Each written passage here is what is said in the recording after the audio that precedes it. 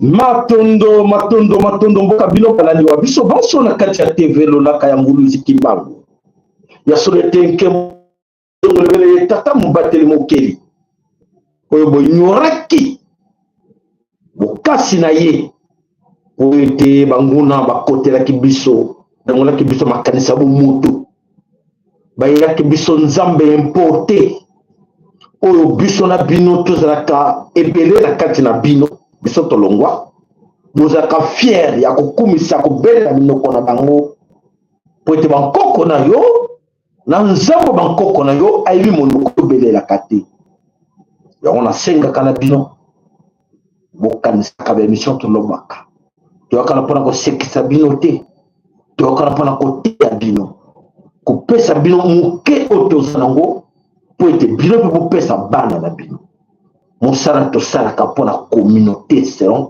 na bapoto awa mpona be na kongo nyonso po ete toyeba touta wapi ete toza kokende wapi. Nzambe ya bankoko na biso babelelaki ayeki te nde mokili mpe toyeba monene na nzambe te tongo tozela te plusieurs millions des années po ete mondele ayela biso nzambe importe bankoko na biso bayebaki ye basalelaki ye bayaki na alliance na nzambe wana yango biso ngai na yo toakolukaka tozorécupere to renouveler alliance wana oyo azalaki nango na bankoko na biso tolobaka toyaka toujours koma vuluziki mbangu da ntunga mama kipo vita ndonga mama mafuta mutampati epe basalelaki ndenge nini nzambe wana kina baprincipe nini nzambe wana azalaki na baprincipe nini mibeko nini nzambe wana apesaki na bankoko na biso mpo alobelaki biso tosambela ndenge bankoko na biso basambelaki biso toyebaki ete bango bamonaki ye bazalaki na ye toluka te bazalaki na ye ndenge nini po ete na ntango na bango moto abandi kovivre longtemps moto abandi kokufa noki te ezalaki te ke kuna non ekuna basi maladi boye sali boye covid sida kite mpona nini biso tokomi nango po ete toluki monguna alobi bongo ndimi nga na ngai oyo kosa bino ke na edo na kolakisa bino ke na besoin na bino te il faut na exterminer bino. Et voilà, c'est ce que nous vivons aujourd'hui en Afrique na kati na Chopa. Donc, vivre extermination, plan d'extermination, on va créer qui depuis la nuit temps, depuis que Bayana Katina Kachopa. Bayana Bitumana Bankoko na biso. Babunda Bitumana Bankoko na biso. Mais Balonga qui Bakoko na biso nini. Balonga qui Bakoko na biso pour être Bayela qui Bango religion. Balonga ki bankoko na biso po ete bayele ki bango nzambe importe po ete ba dominer bankoko na biso po bolingo ki nzambe bandimaki te toyokela pina bango na toyoka ka mwa minute bapesa ki bango e ba dominer ki se bango et voilà bakotaki kufa na kati na bankoko na biso et biso longa na yo tozoko koyeba bango te toko continuer kaka kolanda oyo baboma oba luka ki batia bakoko na biso na nzela bobungi ya soloka ngai na yo mingi ngate pardon ngate bino mingi boza lokolo moko na kati lokolo moko libanda oza kobanga nzoka te kobanga wana bango mpe bato bayelaki yo kobanga la peur le péché bayelaki yo wana matondo ozamba komisama oyo ezali bongo lolaka mvulusuki mbangu les grands sacrificateurs nakozanga te kolobela bino oyo liloba na nzambe mpo etelaki biso biloko bele misato bolingo l'amour bolingo mibeko les lois mibeko et misala travail biloko wana misato yango nyonso bayaki na kati na kacopa koluka kolia koluka mibeko koluka bolingo oyo ezalaki na kati na katopa yo olobi te nga nakende koluka ngo epai na bango obungi epai na bango bolingo eza te epai na bango mibeko eza te epai na bango misala eza te yango omoni balakisi bino ke tomemelaka bino kaka baguerre mpo te twana bolingo te barbarie bassassinat bacrime wana nde bango bayebi bolingo baza nango te matoto voilà bandeko tatunaki bino motuna bandeko bapesa biso yango Congo ezali ya nani nkolo Congo nani asengeli abundela ekolo Congo po ete toza komona ke na bitumba oyo tokobunda esengeli na biso tobundela Congo toza ebele mama plus de 100 millions de Congolais, mais 100 millions de Congolais, voilà, moi, au bout de la belle Congo, azate, baronyoso, bakoti complot, na munguna, pour te battre détruire la belle, oyo, y'a Congo na bango. Qu'est-ce qui ne va pas dans vos têtes? Qu'est-ce qui ne va pas dans le tout na bidon? Tout le monde qui vient dans l'hôpital, le monde colonie ensemble. Mon gars, le mot ko linga trahir ma belle pour na yo. Pays moko te na kati na monde akolinga trahir mabele na ye mpo na yo bon yo likambo nini papa yo likambo nini mama la trahison voilà ndeko bana nsome ekolo Congo lelo Congo eza humilie lelo Congo eza ridiculisé lelo Congo personne en parle kona à l'extérieur du Congo so okeba de wana bato mayele bazala na bango te baza bazoba na bazoba mais bana ba papier attention ils ont des papiers ils ont des titres académiques, hein, mais dans leur tête, il n'y a rien. Ils ont que les papiers. Ils se multiplient les papiers entre eux. Donne-moi des papiers. Donne-moi des diplômes. Donne-moi des diplômes. Voilà ce qu'on les diplômes, titres académiques, tout ça, il les bazar. Oui, 2, 3, 4 ans. Maintenant, tous les loups, c'est lui le professeur, non? Mais comment il raisonne comme ça? C'est lui le professeur, non? Comment il parvient à trahir, à se comporter contre son pays? Professeur d'université. Professeur, il y a un professeur, mais il y a qui va vous gagner beaucoup d'argent, plus que les autres. Prendre cet argent-là, aller mettre dans les paradis fiscaux pour cacher pour mes enfants. Voilà, il y a Tala bourrique. Tala idiotie à Batou. Donc, il y a un professeur d'université, il y a un professeur à l'économie, il y a un professeur en sciences, en mathématiques, il y a un professeur à Nyoso, il enseigne autre. Il est comment mettre en pratique ce qu'il enseigne aux enfants et aux étudiants. Impossible. Impossible. Incapable de faire voir aux étudiants que oui, les gars, ce que je vous ai enseigné, nous allons mettre ça en pratique pour produire ça, pour faire le développement de notre pays. Rien. Inconscient. Oui, comment, parlez-moi un peu de Napoléon. Waouh, l'histoire de Napoléon à Yépi. Comment la langue française, oui, on parle français, on est quand même les mots français. Mais explique-moi un peu, est-ce que la langue française est au Tongamboka? Anglais est au Tongamboka? Minokwa est au Tongamboka, Minokwa étranger est au Tongamboka. Pourtant, comme on a le chinois, pays ébélé, le baka Minokwa Mboka là-bas. Ce qui est en Turquie, le baka qui chinois. Ce qui est la Russie, le russe. Si on est partout, et comme on a dit, non, mais nous sommes intellectuels, écoutez-moi, mais moi, mes enfants, écoutez, mais chez moi, Ngai, devient amer. Et à la fin des comptes, rien. Est-ce que nous réfléchissons? Est-ce que nous raisonnons? Est-ce que nous abattons? tout travail niama.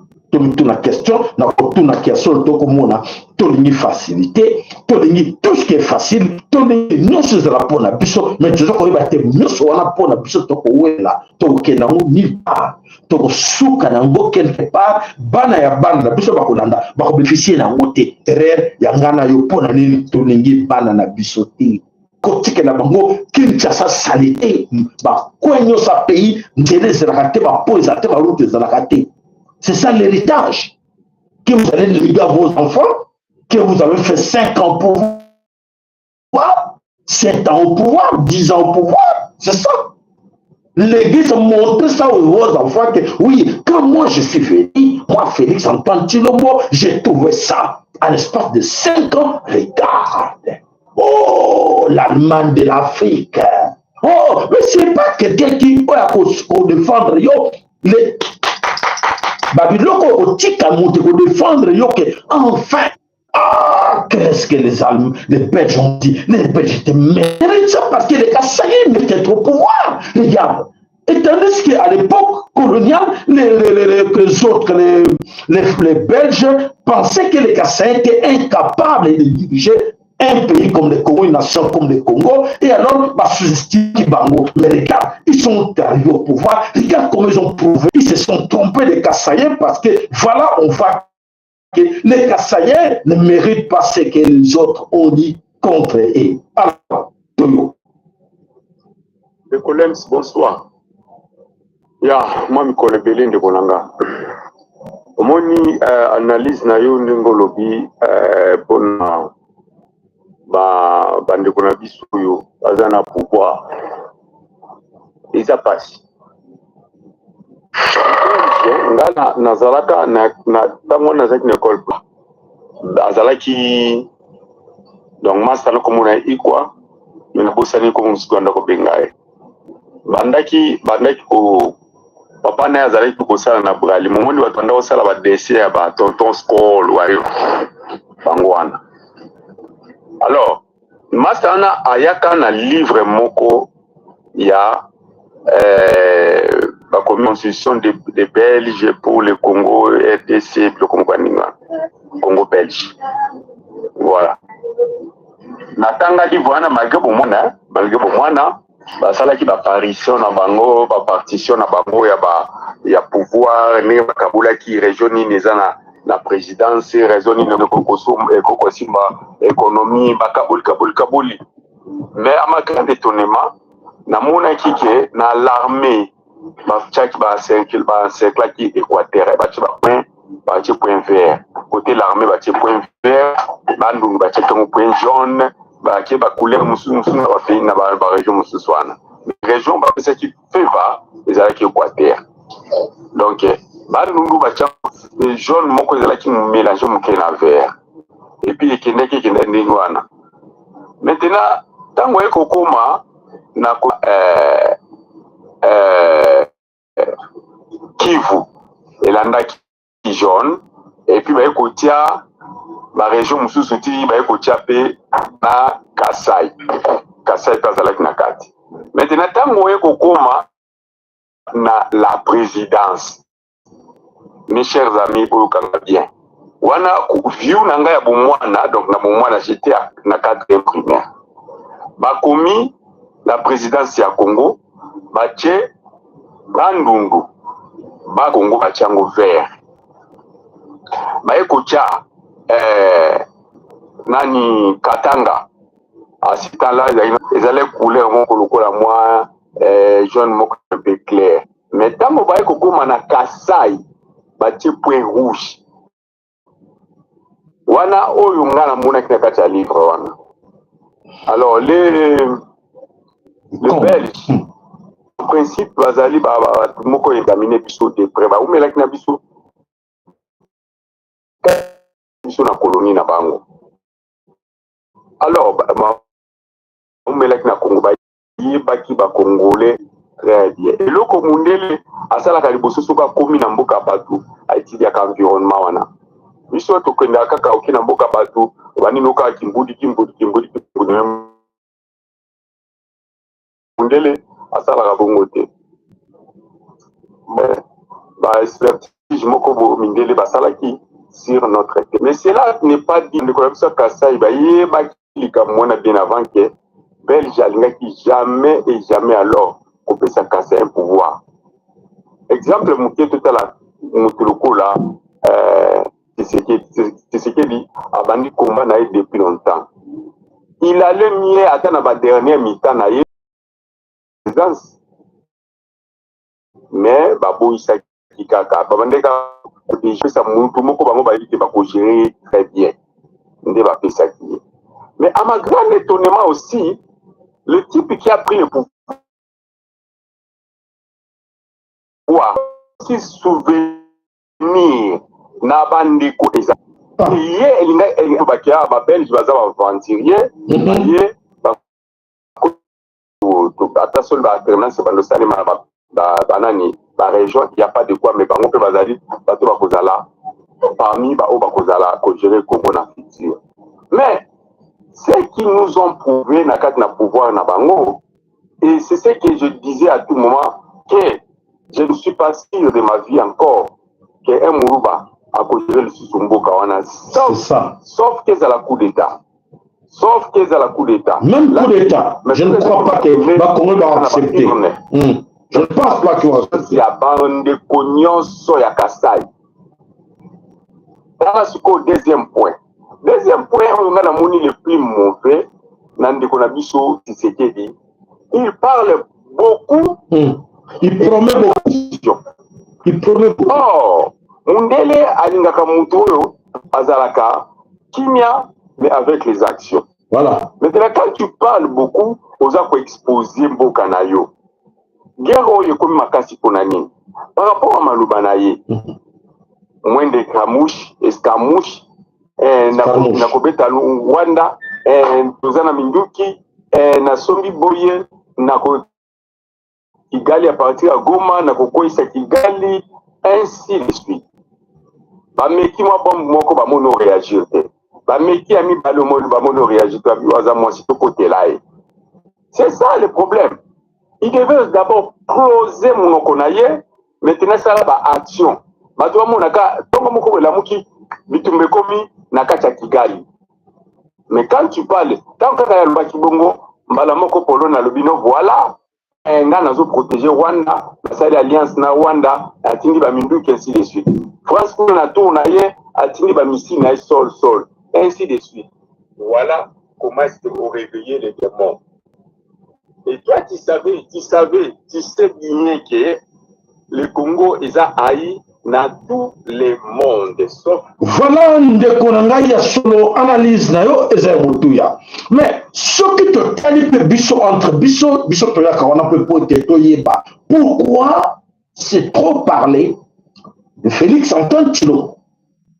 Bah trop parler de Tshilombo effectivement ezaleki et le komoko bien préparé, planifié. Quand Tshilombo parlait, quand il promettait aux gens que je veux faire ça, pour éveiller l'attention des autres, pour agir. Et qu'on sait que les autres vont réactionner, agir par rapport à Malobanaye. Pour pousser Bango d'aller à l'action. C'est ça justement ce qui s'est passé, ce qui s'est caché derrière Tshilombo. Alors, avec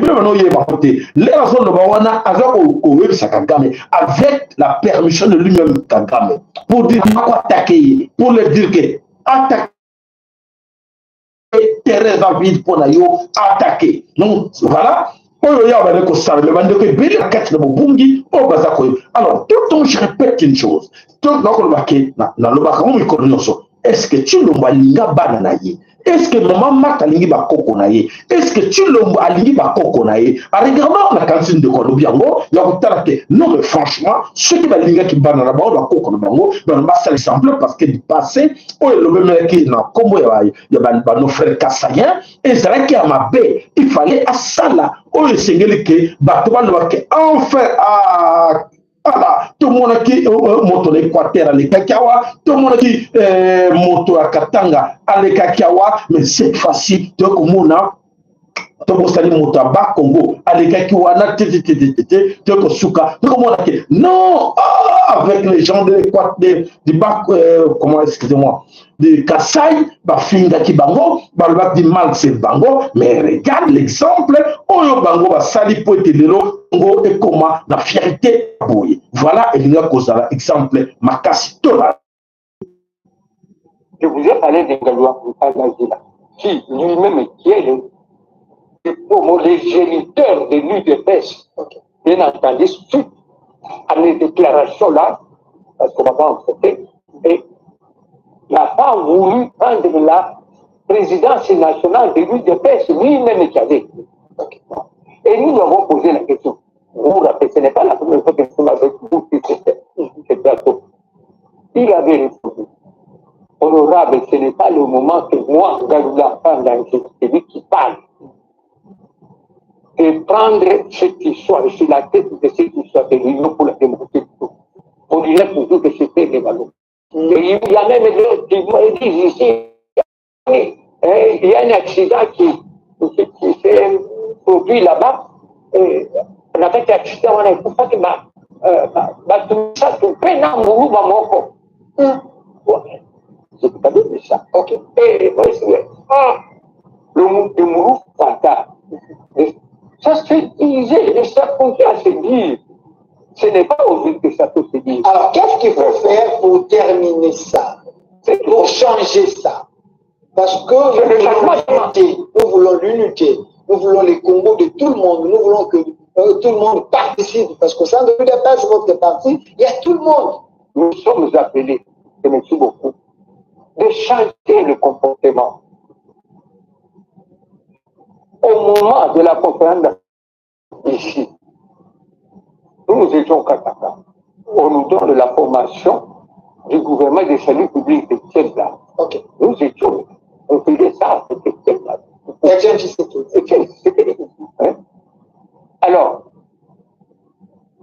ce qu'il sort le premier ministre, nous avons été, nous tous ici. Mais en fait, on a plus précisément, chez moi, à l'IKES, ce qui avait donné un déclic pour le refoulement du Kassaïen. C'était à l'IKES, chez moi. Et pour ça, alors, nos frères,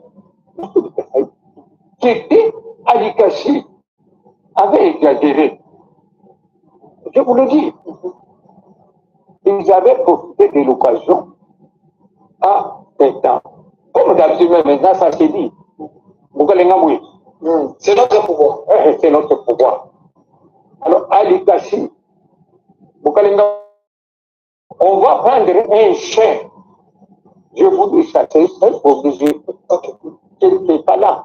Mais je suis c'est des rapports, j'étais l'élu de la place. On prend un chien, on lui fait porter une cravate avec un pas. Oui, avec une là. On va faire promener ce chien-là à travers la vie de l'Ikashi. Qu'est-ce qui était écrit là? Le nom c'était écrit. C'est Rouge Kali. Le natif de l'Ikashi. Et nous, les ressortissants d'ailleurs, on va faire ça. Et c'est nous qui créons ce chien-là, le chien qui était Bouskad Livon. Je vous dis, est connu, demandez à n'importe qui de l'Ikashi des autobus. C'était comme ça. Laissez-nous vos messages sur YouTube si vous connaissez l'histoire, ça va nous aider. C'était chez moi. Chez moi, il y avait, on appelait la portugais, une cravate. Et voilà, en fait, il y a eu beaucoup de choses dans le passé où il s'est dit que les Congolais, les Balébélé, et l'Okonini et les Kassaïens ont bien profité. Là, il non, tu changer comportement de biso, tu changer mentalité de biso pour être le lomba, c'est que la biso qui n'a comment parce que nous, tu y es tant que jeune tant que banamique, il y a solo et c'est là qui va neko na biso ba kasaye ba zala qui mal vie na katina kinshasa. Tu le locataire kasaye à côté que le banc. Et au Tchimoulouba, à côté on dit ça, Biron, Bimbana, Balouba. Mais, Makamwana Nyoso, belé, des moulouvants, des choses autovivantes. Mais tu comprends que Bande, plus sur la Kassaïen, on va sur pouvoir, on va sur chance, on va pouvoir, voilà, les gars, aussi, Bango, Nabakassaï, Nabatuti. Tout va utiliser Bango, aujourd'hui, Zip, Nabakassaï, nous, na poubelle, il y a dans l'histoire que non, je pense que les Blancs qui nous a dit des choses pareilles, à qui n'a raison, il y a classé bateau on a vécu 6 ans. Tout est par terre. Sécurité, Makamuno Somboka par terre, nous sommes Bango, Bazoko Yebateke, et continue l'histoire de ma vie à Congo. Voilà, est-ce que les Kassaïs ont pouvoir? Balingi banana bango, to balingi mbongo na place à banana bango. Voilà ce qu'il y a. Et là, tu vois que il y a solo bana, bande qu'on a vu sur la Kassaïen, désolé pour vous, vos parents, balingi binoté. Parce que balingi qui bino est une opportunité pour faire voir au monde que oui, pourquoi pas nous? Pourquoi on a dit que nous qu'on méritait? Mais voilà, comment on va détruire Kassai, comment on va détruire Congo Mobimba. Comment te commis humilier Congo monde entier? Humilier pourquoi? Parce qu'il y a des Kassaïens à la tête du pouvoir et bah continue de sorte de l'autre monde pourquoi on le battait même un Kassaïen bala autoboti na Kassaïen bah comme la promesse que n'a présenté bala ngate baza quelque part moitié Kassaïen na oningate na boya mon côté bah cause la mal vie dans la société dans les jours à venir et bah nan ba sali bi o compter le wana bah ndeko na biso Kassaïen donc bah lingi bana ceux qui banana bango, il fallait pas ça la poter. Lobby banana bango, oui, grâce à nos papas, grâce à notre grand-père, Félix Tshilombo, regarde, si vous êtes très content aujourd'hui, si aujourd'hui le Congo est là comme ça, grâce à nous, c'est une fierté pour nous les Kassaïens. Et alors, Tokolobanini, triste. Et il continue à s'enfoncer, il continue à créer des désordres, il continue à créer les chaos pour satisfaire les autres. Pour satisfaire les autres, tout y est occidentaux. Et dans l'histoire à BBC, Oloko. Alors, c'est pour ça que si beaucoup de gens, maman n'a pas bien très souvent, on va dire dans le but, papa Sayala, explique à Bateau. Les noms Tshisekedi n'existent pas chez nous, les Kassaïens. Les noms Tshisekedi n'existaient pas chez les Kassaïens. Et d'où est venu cet homme Tshisekedi? Aouti Wapi? Est-ce que Bakria qui y était pour créer des ordres chaos, à confirmer que les Kassaïens sont incapables de gérer? Est-ce que Batia qui était Bakria qui était que de Bakria qui Batrokola Augustin Kabouya Baza et Belé Vital Kamere ou Baza l'étranger Bakrosser Congolais Baza prêt et Batouan le corps à la cantine de la famille de Tshisekedi Baya qui wana pok ba salir Kassai. Effectivement ba salir Kassai c'est fini. Malheur aux enfants kassaïens, censé rien de faire des études, censé rien de comprendre parce que personne ne va vous accepter. Tout le monde clair. Qui va encore permettre aux Kassaïens de passer au pouvoir? Qui? Même par un coup d'État. Non, de passer au pouvoir. Qui? Même par un coup d'État. Non. Les étrangers nous écoutent. Non. Les Kassaïens. Qui est ces Kassaïens? On va encore l'accepter après Félix à cause de la KT. Pendant des années, pendant des décennies.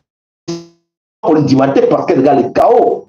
Regarde le chaos qu'il a créé. C'est comme s'il n'est pas même congolais. Eh bien, effectivement, si on voit bien, il n'est pas congolais. Mais à salir l'image de Kassai. À salir l'image de Kassai Mobimba. Où il y a, où la Kassai, c'est comme s'il n'y a pas d'intellectuel kassaïen. Les gens cultivés, Kassai, qui doivent faire quelque chose pour les Kassai. C'est comme si va zapper, va exister. Parce que le Kenya Kassai chez Bango, non, oui, ça va vantard. Quelqu'un qui est vantard, il doit embellir tout ce qui est à lui. C'est quelqu'un qui est vantard, tout l'anda bien. On dit que, Oh, ce monsieur-là, la fiera vanta. Donc pour lui, il doit tout faire pour te monayer toujours que Azali Wanaye. Mais si on y va maintenant dans les Katsai, qu'est-ce qu'il y a là? Qu'est-ce qu'il y a là? Rien. Tout est par terre. Dans les Katsai, il n'y a rien. Les enfants meurent de la malnutrition. Il n'y a pas de route, il n'y a pas de pont, il n'y a rien. Et ce que fierté dans le bango, oui, tu as bien le corps là-bas. Pour l'intérêt de qui? Donc, pour l'intérêt de tout. Et les Kassaïens qui souffrent là-bas, nos pauvres parents, nos pauvres amis, nos pauvres enfants Kassaïens qui souffrent là-bas, comme je vous disais tout le temps, les grands perdants dans ces aventures de Félix Antoine et les Tutsis et les Kassaïens, nous voici arrivés. Nous voici arrivés là-dedans. Donc les grands perdants, ce sont des Kassaïens. Autant que moi. Et voilà, ces Kassaïens-là, Oyo Bazaba BBC, Avenir Mobimba, il y a Fitir, il y a Kassaïens, Nyoso, pour Nabango. Donc, on a Goma les a menacés, Kabola Nindo qui n'a population à Goma. Rwanda les a pembés. Bon. Nous avons les Nindo. Kabola Nindo qui n'a population à Goma. Rwanda les a pembés. Et nous allons dire que cette guerre, ça terminera là où elle est venue. Guerre où tu Rwanda, il fait terminer ici la carte à Kigali avec beaucoup plus de dégâts. Les dégâts plus que vous, ça n'est pas la même chose. Beaucoup plus de dégâts. Nous sommes au Kenya, à Brazzaville, tout le monde a la guerre, il y a l'Issoubana. Parce que j'étais un exil à Brazzaville. Tout le monde a la guerre, il y a l'Issoubana, président Sassou. Mais président Sassou, quoi motiver ba Cobra, et ça, pour mon côté, l'Issouba Vandarana. Ceux qui vont déloger, on se besoin. Et ça, pillage, et motiver ba Cobra. Donc, d'après nous, ceux qui continuent Rwanda, l'union se va se donner à la population de Rwanda, et ça, pillage. Population Goma Zumindu qui présente Pessimo d'ordre, na minute boko ta Rwanda, on se besoin, même qui Kalungu, il y a Kagame, même ça pas tourné, même ça, et ça, pillage, à motiver. C'est-à-dire que vous récupérez dans la colta na biso. Ou les gens ont une motivation à guerre. Mais voilà. Voilà, comment va rêve. Il y a eu un bateau où il y a une académie de pêche. Voilà ma rêve na bango. Et voilà, c'est l'humiliation, c'est ridicule. Pour que nous soyons penser, on va croire, nous sommes catés baza ko bossa na ke na kati ya présidence, nous sommes catés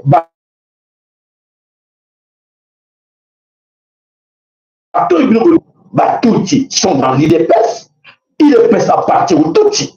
Sans le savoir, ils sont là. Maintenant, on à toro IDPS. Mais nous sommes là, tous les années, volonté ensemble pour vous dire que c'est fini avec des partis en partant par l'IDPS. Donc, abomi na les nos amis kassaïens, na ba parti politique, na ba religion, makamutu ta nous amener à tinda makamunaye et c'est fini. Yemutasili sia onyoso. Wayoki, Ayoka, Wayoki, Matalié Poté, à continuer toujours pour rêver selon lui. Alors, on va dire comment on se met le Congo na katina Kinshasa, il y a solo oyezali koleka na katina Bamboka na Bisoko na katina Kinshasa, bandeko ezali ya pasi na mawa komona ke la situation ezoleka na katina Kinshasa, bato ebele baza koyeba teke moto na Congo ya Félix Antoine Tshilombo a créé un chaos et il continue à avantager le chaos na kati ya Congo. Total, qu'est-ce qui se passe na Kinshasa?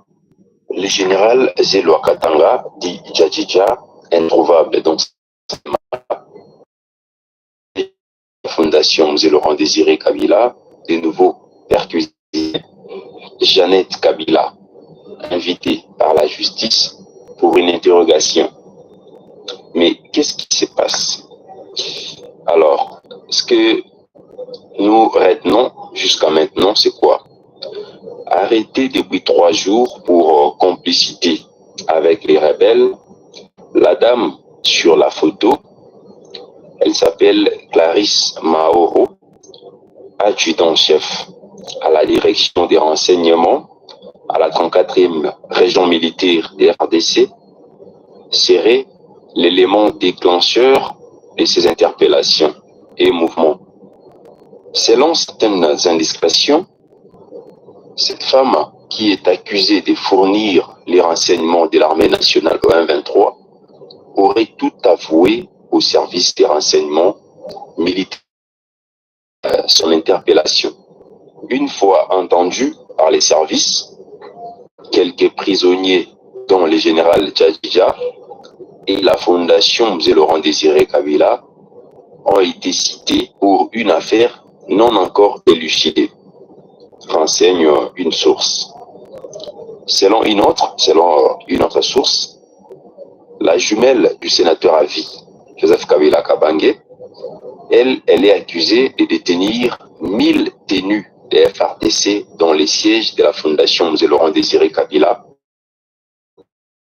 d'être en contact permanent avec Corneille Nangaa et le général Djadja, alors en prison, pour un plan de déstabilisation piloté par l'ancien chef de l'État, Joseph Kabila Kabange.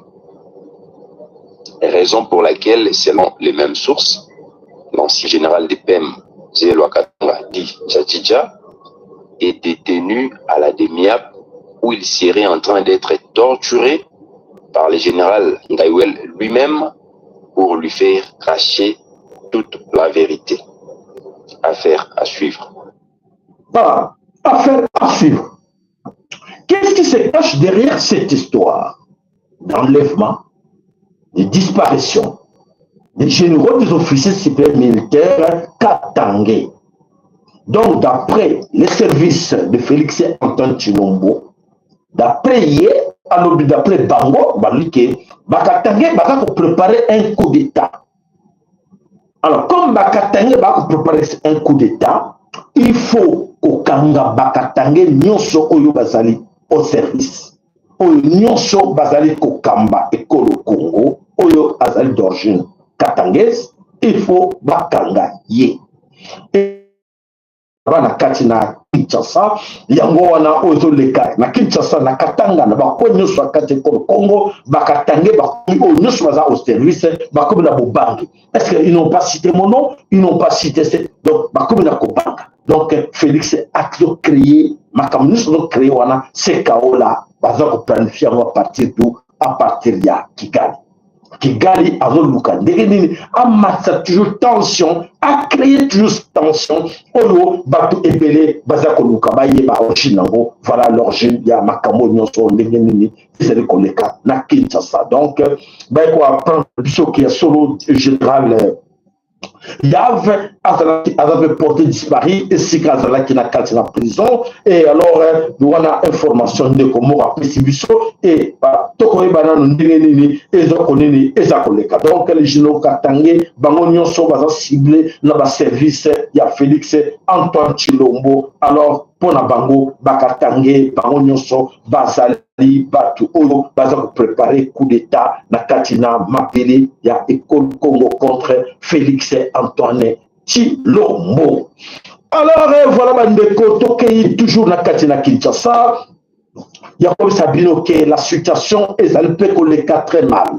On a bilan plusieurs fois qu'il y a un plan plan d'extermination. Et ce plan d'extermination, on les a pour les Katina Congo, nous avons planifié en haut et ça n'est pas tout.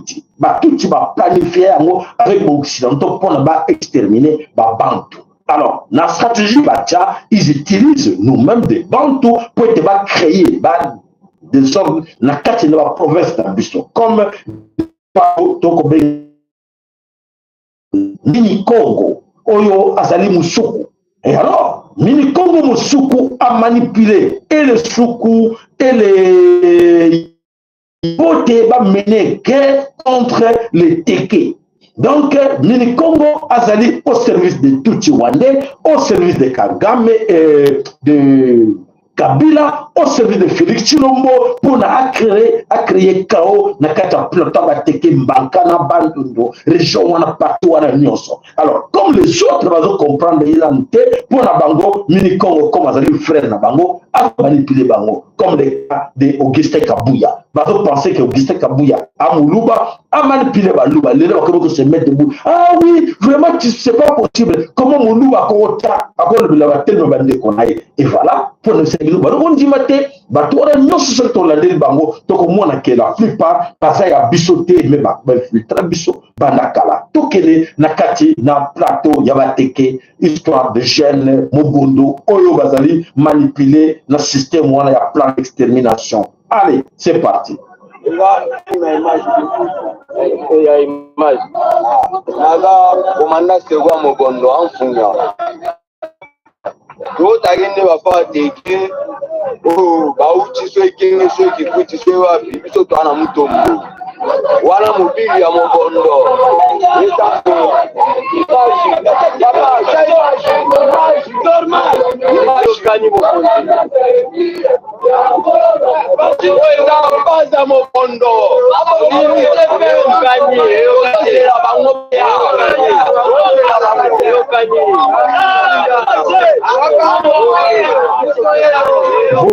Like na bino, ma terre na bino, s'il vous plaît.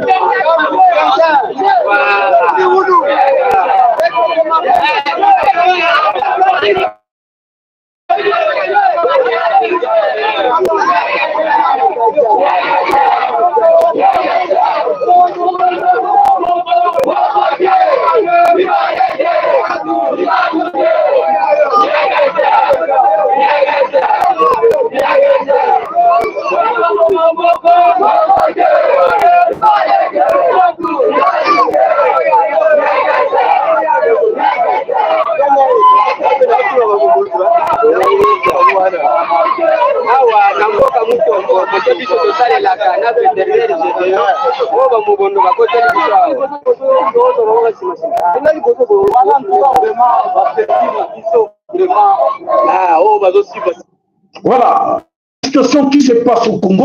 Voilà, manipulation on a notion et pas ya Félix Antoine Tshilombo et Zombie, nous sommes sous la direction de Hippolyte Kandambe à la société de Kabila. Plan na bango nini mettre de conflit, exterminer des jeunes. Ba jeunes moko inconscient, ba za ko ebate kezali manipulation extérieure, faire un boulot à leur place. Comment? Nous avons créé une organisation où on va constater que na bango, baboma na bango na bango, elle baboma parce que bango va se banga que tout tu vas nous sala wana poete ba muke ba ko sila noki. Alors bazo continuer toujours ya ko créer un conflit entre ba Congo et bango na bango, boboma na bokata na botumbana et bango bazo corriger bino pour boza ko sila. Donc bazo ko sila chaque jour ba Congolais bazali ko sila na kati na Congo en silence et nani akoloba mota ko bazalité na kati ya plateau teke na kati na ba Congo na kati na ba Dundu partout c'est une image moko hier ya nani oyo ya bana ya Ista na kati na mboka Mazangungu. Donc c'est dire que bazo multiplier nous sommes à poété, babomisa, biso, to bomana biso na biso, et bango ba kobomanaka na sima yamakamwana. Donc partagez, matondo na ker na bino, matondo na like na bino. Voilà la situation oyo ezakoleka na katina mabele yekolo Congo ezali ya pasi. Et dans l'autre temps, qu'est-ce qui se passe là-bas dans le gouvernement? Dans le gouvernement, on nous dit que oui, il y a des militaires, il y a des soldats congolais qui sont là-bas, mais ils ont une autre distraction. C'est quoi? Allez, ok.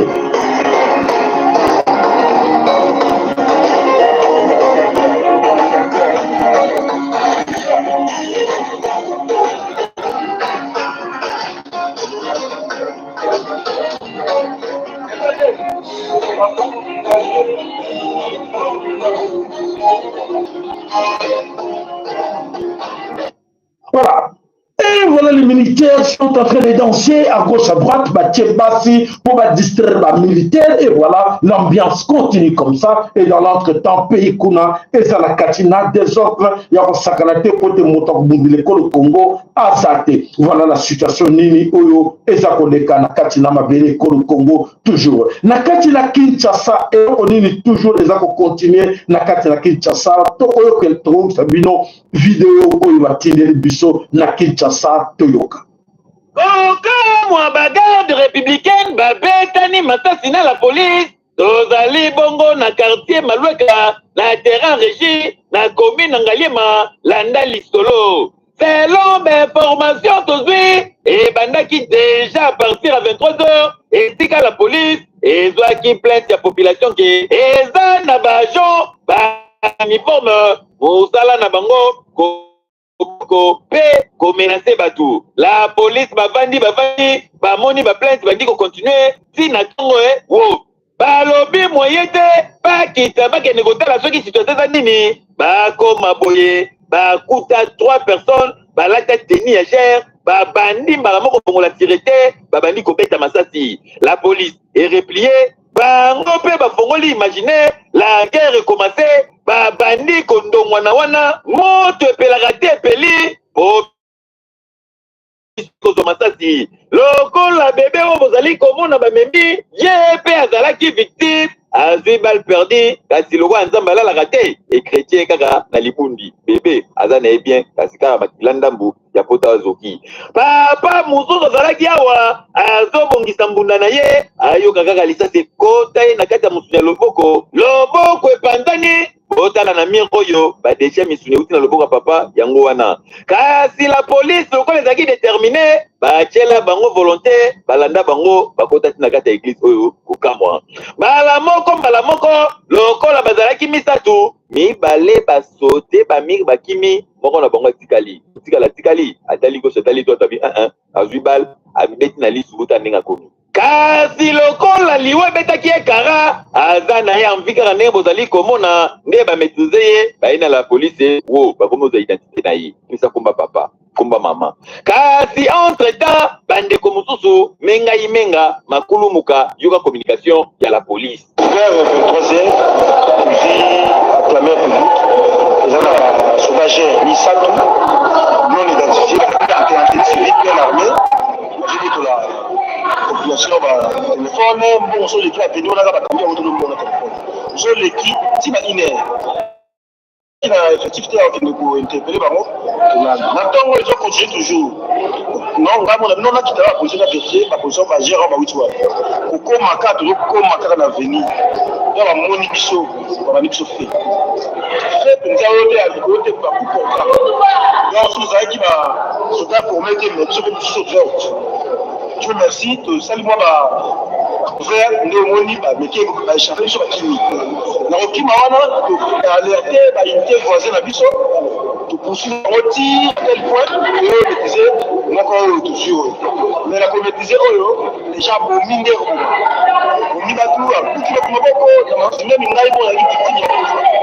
bongo mama Voilà la situation ndenge nini eza koleka na kati ya Congo banani wana na kalisi ba image badato badako la bino to comme na kalisi la plus d'une dizaine d'images oyo ya ba JR garde républicaine et garde républicaine comment la garde républicaine la police la garde républicaine bato bakosa ba bavir kolukaka mbongo na libanda to expliquer binango et suka wana teti na kati na mboka Goma solo wana eza ko continuer na kati na mboka Goma oyo komona kia solo makambo oyo eza koleka na kati na Kinshasa ezali kaka na Kinshasa partout. Qu'est-ce qui s'est passé na kati ya aéroport ya Goma na kati ya Nord Kivu ce matin samedi 16 mars 2024 affrontement entre les militaires oyo bautaki ya JR toujours oyo bautaki na mboka Kamina bakomaki na kati ya aéroport ya Goma contre les FARDC oyo bazalaki dia na aéroport ya Goma. Mécontentement, jalousie, nini eleki wana. Basoda bayaki bauti kuna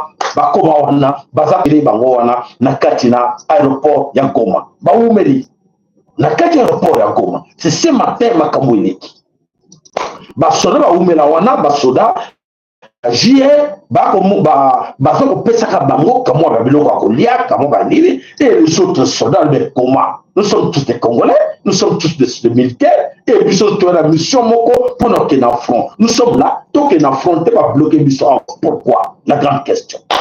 Alors, du fait que ma soeur JR bazoko lia bakomelaka garde républicaine bazokole bakomelaka et bango bazoliate moya komelate jalousie côté entre bango non il faut tomber bana babebani masasi bandaki na tongo papa masasi betani entre bango ba soda ya FARDC ba soda ya armée na biso babeti babeba ki beta masasi et ba tuti kuna na kati na Ruchuru et ba zali na kati na Bunagana te abini ko beta masasi bango na bango mais ba pesi biso bilan te ya combien de bateaux oyo combien de soldats oyo bakufi voilà makambo eleki ndenge wana na kati na aéroport ya Goma ce matin. Ce moment information que tu apprends de bilan eleki aujourd'hui na kati aéroport ya Nakati toujours ya Nord Kivu. Qu'est-ce qui se passe Nakati à Nord Kivu? Là, c'est maintenant qu'il faut dire que bravo à nos chers amis, le Wazalendo. Le Wazalendo va accélérer pression à Bango. Alors, tout ce que la reprise, il y a un affrontement entre les M23 RDF contre nos autodéfense, les Wazalendo. Alors, et l'équipe de Guinée, Wazalendo, lobby, non. Tout ça qui dit, kosama ke pa Félix Tshilombo et la famille naye ba kosaki ba Wazalendo epele. Là c'est la vérité que je vous dis na kati ya source. To kosaki biso ba notre esprit et alors ba kosi biso to perdre le temps et pendant ce temps là ba permettre bango ba faire avancer les M23. Alors tu peux comprendre que non ezali pas possible. Et voilà, Wazalendo Batomboki, attaquer na différentes lignes. Oyo ya front, ya Sake Muto, Rutobogo, ya Sake Mushiki, ya Sake Kimoka, depuis 4 heures ce matin, affrontement et Betikuna, touti bazaki surpris, ya komona ndenge nini le bandeko na biso Wazalendo oyo ba contre-attaquer bango. Voilà la photo oyo eleki on va tiner le image, donc le reste on ne peut pas tout vous montrer. Oyo batu ba kufi batu ba soki moeto la sabinango exacté. Donc voilà pardon, affrontement oyo eleki na kati na mboka, situation eleki na kati na mboka depuis ce matin na kati na mboka na terrain kuna et pas iwapi bandiko na biso ba Wazalendo otra ko continuer ko pesa toujours le sako ko applaudir bango parce que la moquer comme il faut. Alors les Wazalendo là nazo répéter encore, je répète encore pour la meilleure compréhension de tout le monde, on vous parle de Wazalendo. Et dans ces Wazalendo, Félix a essayé d'infiltrer les Wazalendo, de mettre de faux Wazalendo là-dedans, de corrompre les Wazalendo. Félix a mis quelqu'un à Ousaki pour bloquer Bango. Mais ils ont perdu. Maintenant, et que tout ce qu'il a fait, les Wazalendo ont tous compris que non, on a compris, il nous a trompé. Il nous a dit, il est le premier Wazalendo, patriote, qui a changé avec nous pour libérer le Congo, mais voilà, on a compris que non, il n'était pas avec nous. Alors, Wazalendo va comprendre que Félix n'est pas avec eux. Maintenant, va comprendre que nous sommes déterminés. Papa Sayala, nous sommes déterminés, on va aller jusqu'au bout. Donc, le là Congolais, nous sommes au diaspora, au gauche, à droite, Mikolo Koya, Boko Yeba, mon aîné Yamakambo, n'a pas le bino Siko, Mikolo Koya. Et voilà, et Bino peut de l'autre côté, vous allez, mes frères, mes amis, Bande Konangaye, Banasobe Kongo. Congo, tout ça, banétique. Les minéraux qui sont à nous ne sont pas à notre disposition. Bolanda, minéraux à biso et na maboko na bisoté. Pays où il y a biso et zali na maboko na bisoté. Boko na bisoté. Pays où il y a biso et zali na maboko na bisoté. L'étranger va gérer yango. Au bas de la Félix, qui va on est pas l'étranger. Dites ce qui vous yo la très bolanda. Bolingi les Wazalendo va se mettre debout, va kende na Kenya, va kende na Soudan, va kende na Afrique du Sud, va kende na Tanzanie, na Zambie, na Uganda, na Burundi, pour être va kende luka partenaire, pour être va pesa bango mbongo, et que mbongo wana aide bango, pas bunda bitumba oyo tote. Ça c'est la question qu'on va pesa ba tuminga na tunabino. Est-ce que vous comprenez la question? Question example. Les Ouazalais sont nos frères. Les Ouazalais ont compris que la stratégie à Félix n'a pas étranger, n'a pas occupant, nous sommes agresseurs, et c'est vrai qu'en passant par Félix a commencé à les Ouazalais. Et les Ouazalais n'ont pas laisser faire comme le monde qui a mis avec la FARDC et la Kotika pour être laissez reculer. Les Ouazalais étaient là-dedans. Reculer, Timamoni, gagner terrain. Alors, bango va tourner, papa sala, tourner la biso, bande qu'on a biso nyonso, on va la kayo, on va la camarade à gauche, à droite. Bolingi, basa la commission, basa la baluka, basa la comité, bango, entre bango, bake no luka quand va payer ou stopper l'étranger, baya ko sunga bango, to biso moko ba congolais, nous pour que ça capable peut to sungana pour te libérer Congo. Là c'est la question on va singana tout la bino. Ce qu'on lui que vous permettre bango, oui, bake ko luka. Donc, vous se mettre en tête que et qu'on continue ndenge moko. Pour être partenaire, on va bien, la main qui donne, c'est la main qui dirige. L'air main, on est coupé ça, l'homme, on kama, bon, le sous lobby, les Ouazalais nango, bah, y a une sous là, tout les Ouazalais nango, bah, y a une sous là, ceux qui batouwa, puis tout ça. Mais il est temps que chacun des puissants, mais ça, je l'appelle sur le que chacun de nous a raisonné dans le tournaillé. Bateau, on a un moyen. On a bien un yebi. On a besoin d'autochtones congolais. On a dit qu'on a ça va côté. On dit qu'on dépassait pour la nation. Lobby, va locater une nation comme ça pour la bako. Alors, on dit qu'on a lobby. Maintenant, on a un message.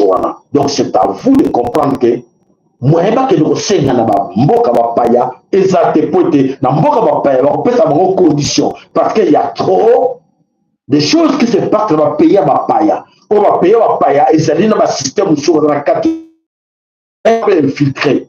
Alors, les Bokéi na Bango, on peut nous conditions donc vous laisser signer les engagements. Alors, nous allons vous aider et taisez faux. D'accord? Ah bon, on a brûlé la tête. On a brûlé la tête comme on a fait. Non, on a fait Basali et l'autre côté.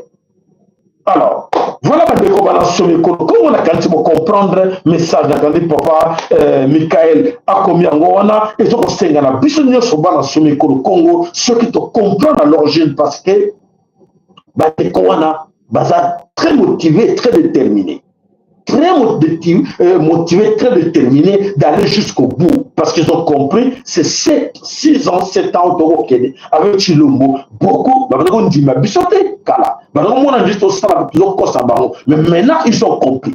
Ils ont compris que, nous avons un sérieux problème. Si on suit ce type-là au nom de Félix Chilombo, Toko Zangamboka, Toko Kenwati, elle va comprendre. Et c'est bien lobby que nos amis Ouazalendo ba lobby biso tcheke no audio mo avant-hier biso za mboka biso okelete c'est le bande ko biso mususu bazali awa o bazali ba ko de biso bana ya Kasai o ba ya ba comprendre après bana ya bandundu Équateur bazala biso ba ya na carte na famille tona ba mo ba comprendre mais un jour, bazol de la biso, beaucoup ça n'a reculé, to kenewa, bazol tindi la biso, to kenewa mboka la biso, et to comment na ozaï, les bazol va reculer, to comment na ozaï ba osepe là. Et mongo biso ba originaire, ya Kivu, to kende wapi, pour bazol to reculer, on a compris, on a dit, net, fini. Alors, il faut des moyens. Moyen on est que l'on pas mon côté au monde de l'image me souva tinaki na kati kuna na fois au moins bazana américain bazana M23 donc ça veut dire qu'il y a un grand complot ce grand complot on a mondele mokota pour libérer biso mondele mokota ko pesa biso mbongo pour être to bunda bitumbo ceux qui te lingane biso nyonso to simbani maboko to gagner bitumba on et je sais qu'il n'y a pas extracté. Ils ont extracté et c'est une organisation. Et maintenant, comme ils ont compris qu'il est temps de tellement pour que tout ça makamboyo, totalement tout ça makambo. Donc voilà la situation qui se passe aujourd'hui dans la Katana Kivu. Bon, ben on est là-bas, même ben on est là, toi, c'est vrai que les vrais Je dis bien, les vrais Ouazalendo sont très très déterminés pour parce que babandi nano, babandi qu'on récupérer, babandi. Alors, biso peut soutenir bango. Babunda te li bumunzala. Babunda ka jamais li bumunzala pour Olemba. Babunda ka te ko zanga mai pour Olemba. Biloko baza ko beta to wana pe basomba kango. Pour raisonner. Kolukato za la malédiction sérieux pas kolukato bakda ba sala nini ba ndeko biso za se porter garant. Nous sommes là pour te bouder au Congo. Alors yo vini yo ndeko bale ndeko moi c'est olobini. Il est temps de bouger ma poche na biso pour te sunga bandi ko na biso wana. Voilà, matondo, naba onyoso va comprendre le message ni wana nini, to ko pesa bino mokona lelo pona intérêt ma bele, na pesa ko lelaka et ko lelaka solution pour batum susu tobo yango, to le la soute, to se victimiser, to luka, to bundele ko Congo bandi ko ba telemi, po ete ma bundele ko Congo, to accompagner bango, to sunga bango, po ete to arriver ko nyonso oyo ezali na moment oyo na maboko ya banguna na biso donc va se porter garant pour la libérer yango. Bon voilà bandeko to seka momuke na bombela kibino image moko po ete moko na bino quand même to yoka nanu to seka po ete quand même souci moi muke eki yo lo bombela kibino lalo baki tatanja yo mela kini kaya te lobi tuna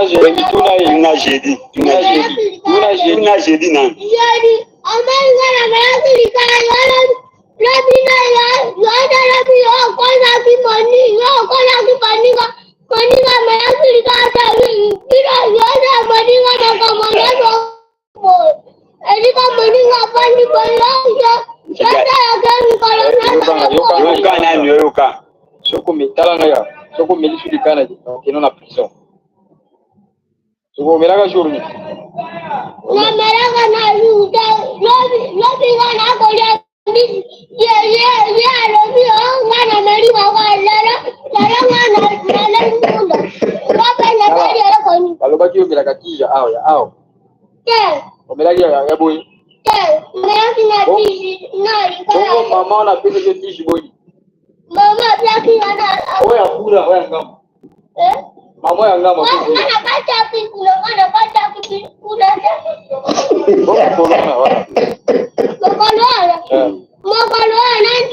Makoloana dimanche yo kuna mercredi. Omelaga. Ke? Omelaga muke. Soko lo di verte na ke na yo. Omelaga na kolo baka balika tanki ambeta.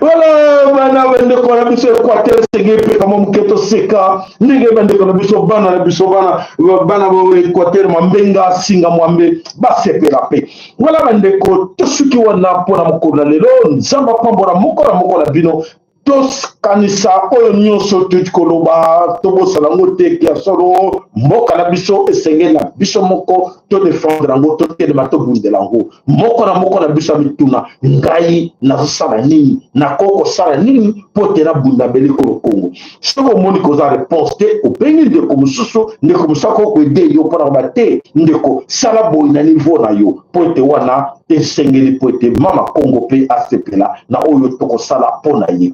Voilà, bandeko bana tondo bino nyonso tomonaki papa na biso Mikael azalaki na biso na matonde epai na yo matonde epai na yo mama na biso ana lusa kweno azalaki na biso wana matonde epai na yo tobosani te papa na biso Willy Kayenga matondo epai na papa Willy Kayenga ya solo topesi matondo epai ya papa na biso Willy na mama na biso Marie na kati na Dallas ya solo bango bayebaka ke ya solo bato wana oyo bayebi monene ya Congo bayebi ke musala nyonso tuza kosala ezo kosenga ba moyen papa Willy na mama matondo epai na yo tobosani te tonto lema na kati na États-Unis papa Benjamin matondo epai na yo mama Lusakweno topesi déjà matondo topesi matondo epai ya mama na biso mama Tete mama ya armée nationale peuple Congo papa Francis Bitodi matondo pona yo papa Emmanuel Yeko matondo epai na yo papa Makangu tobosani yo te matondo epai na yo bandeko nyonso oyo ya solo na biso tobosani makombo apo papa Bokechu amo topesi koko Bokechu amo sako matondo pe epai na yo alors bandeko nyonso mama Bijou Kizinga tobosani yo te oyo mama Espérance pe aza na biso aki na biso wana matondo epai na yo alors tokutani mokolo ya lundi pour te lever le dimanche topé maka tokutani mokolo ya lundi bandeko RFR zone moko na biso kobosana te to rappele bino yebaka ke bitumba nyonso esengaka bamoyen wana tozongi yingi bandeko na biso bakende komandie bakende kosenga yango na bamboka bapaya tope biso moko tokokosunga bango. Voilà réponse eza na maboko na bino nzamba pambola moko na boko na bino tokutani mokolo ya lundi ingeta ibobo